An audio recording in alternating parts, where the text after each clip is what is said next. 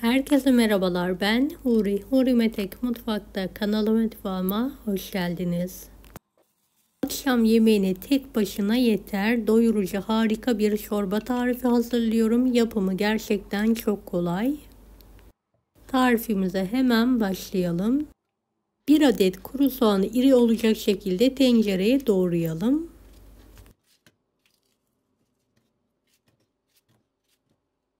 1 adet patatesi de doğramaya devam edelim. İç kısmı çürük çıktı, o kısımlarını ayırıyorum.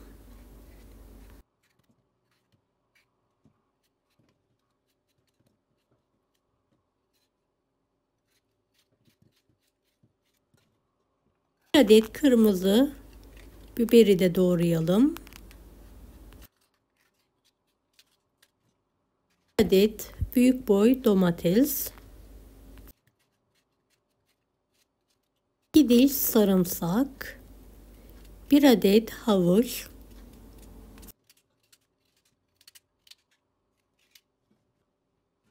Küçük parça limon. Parça tavuk göğsü kullanıyorum. Tuz, zerdeçal, karabiber, kırmızı pul biberi de üzerine gezdirelim. 2 litreye yakın su ilavesi yapalım.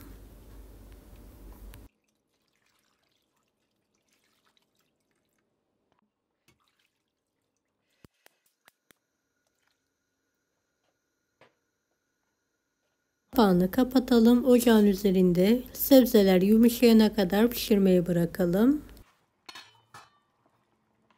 Evet, sebzeler yumuşadı. Tavuk göğsünü içinden alıyorum. Limon kabuğunu da içinden alarak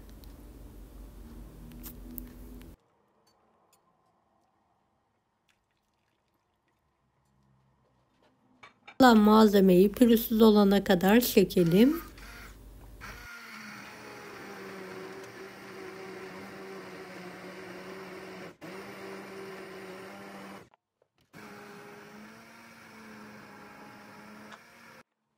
Gerekirse bu aşamada biraz daha sıcak su ilavesi yapabilirsiniz. Üzerindeki köpüğü toplayarak atalım.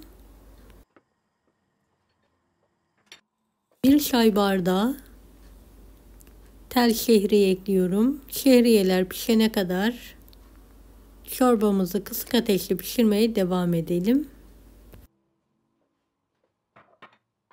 Evet, tel şehriyemiz pişince üzerine didiklediğimiz tavuk etlerini ekleyelim ve karıştıralım.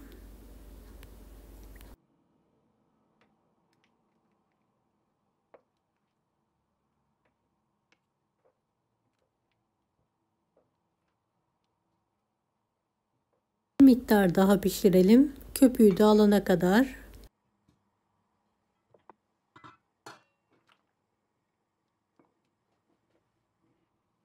Artık çorbamın altını kapatıyorum.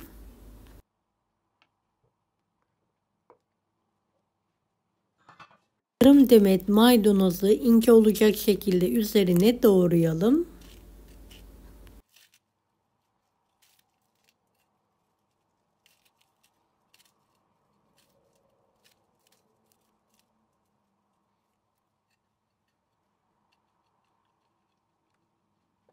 Evet, çorbamızı karıştıralım.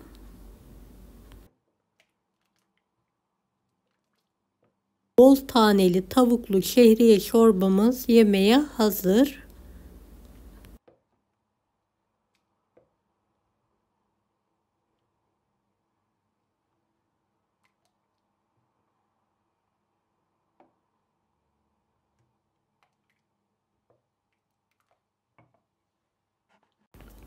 Kanalıma ücretsiz abone olmayı unutmayın. Bir dahaki videolarda görüşmek üzere. Allah'a emanet olun. Hoşça kalın.